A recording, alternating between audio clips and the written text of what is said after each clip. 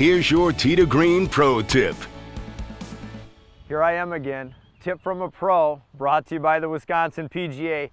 You're asking yourself, what is this guy holding now? Well, I have a golf club here, and I have a magnet that is attached to the face of the golf club.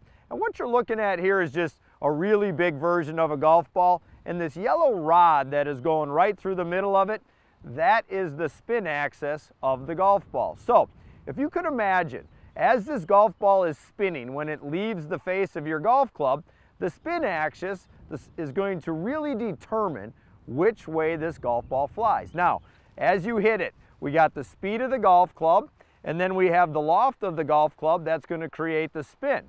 When you are looking at this right here, imagine a high pressure zone that is perpendicular to this yellow rod is what makes the golf ball fly. So, if it's tilted like this, the high pressure zone is pushing this way, the golf ball is going to draw. If it is like this, the high pressure zone is perpendicular again to the spin axis, and it wants to fly from left to right. So, if you could imagine, as this golf club presents itself, one, if it's not fit for you, look at what happens here. If my golf club and the toe of my golf club is down, notice how the golf club and the spin axis is now pointed to the right. If you also look at this, it's aimed to the right.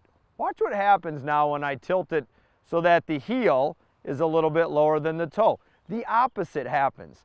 Now it's pointed off to the left, and the spin axis is also tilted exactly the same as the spin axis of the golf ball. So, as the golf club approaches the golf ball, if it's toe down, chances are it's aimed to the right.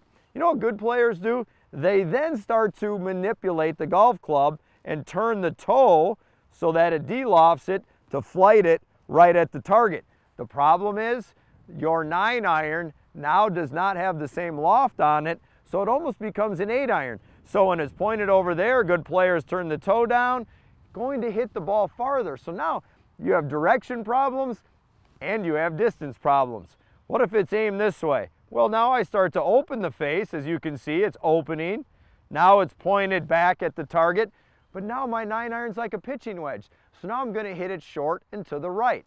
So the idea is to get this golf club to present itself so that the grooves or the score lines are parallel to the ground. And that high pressure zone right underneath the golf ball's going to make this baby fly straight. So make sure your golf clubs fit you for one, and two, athletes at home, make sure you're trying to get this golf club parallel to the ground.